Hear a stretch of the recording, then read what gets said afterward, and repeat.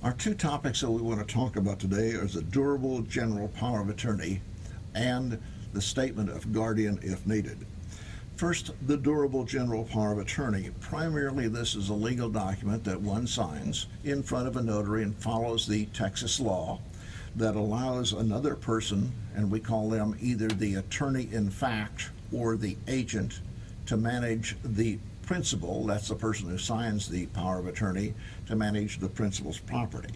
Primarily, it allows the agent to manage the business affairs, and please remember business affairs because there's another one for healthcare, another power of attorney for healthcare. And it allows a principal appoints an agent to manage the business affairs if you're unable to manage that for yourself. One of the real problems with that is they may not be recognized or may not be accepted by banks, brokerage companies, title companies, and other things. And why wouldn't they be accepted? Well, in the past we've had a lot of fraud in a power of attorney because in order to make a legal power of attorney, all you have to do is sign it in front of a notary public. And those standards are fairly low because sometimes we can find a notary republic that will not thoroughly check on the identification of the people who are signing it. The other thing is some of the banks, brokerage companies, title companies, and other folks want a power of attorney to be done recently, and they don't like them if they're old and, quote, stale. Well, one of the problems we have with powers of attorney is we can only sign them when we're mentally competent. That may be when we're 55 or 60, and we're really in good shape until we're 75 or 80. But by the time 20 or 25 years have passed, some of the people that we wish to use those powers of attorney with will not take it because they're stale. And this is one of the issues that we have. The second thing we're concerned about with the power of attorney, generally when we give the power of attorney, we make them durable so they last for as long as we're alive, and general so they can do everything which is allowed by the Texas statute. One of the issues is what happens when the agent or the attorney in fact does something wrong, because after all, if I would give a power of attorney to my oldest child who could get in my bank and my brokerage accounts, he has the authority to do that.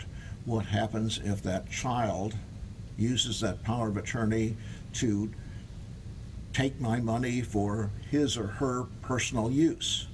Of course, I've given the person the power to do that. And this does happen occasionally, so the question is, do I wish to file charges for theft against that person? Probably not. After all, it's a child. But what do I want to do? What if he's absconded with the money?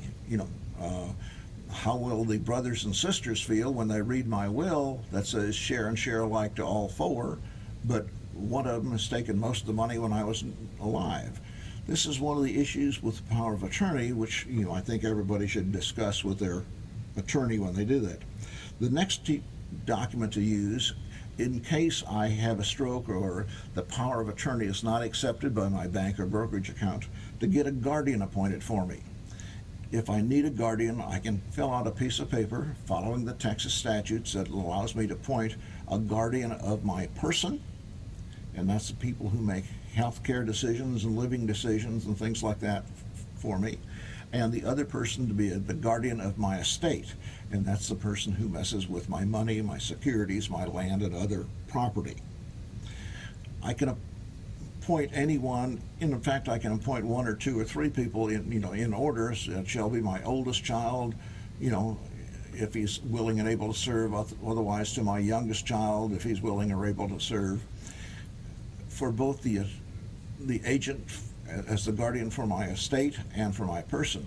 And one of the nice things we can do now is to also disqualify anybody that we do not want to serve as a guardian of a person.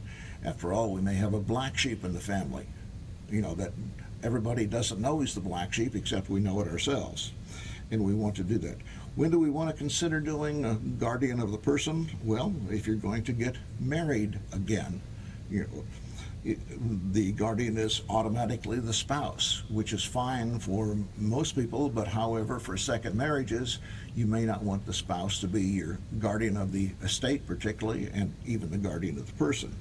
Or if we have an abusive child who has stuck their fingers in our goodies already, we may not want that child to be the guardian of our estate particularly. And there's a couple of other times to do that.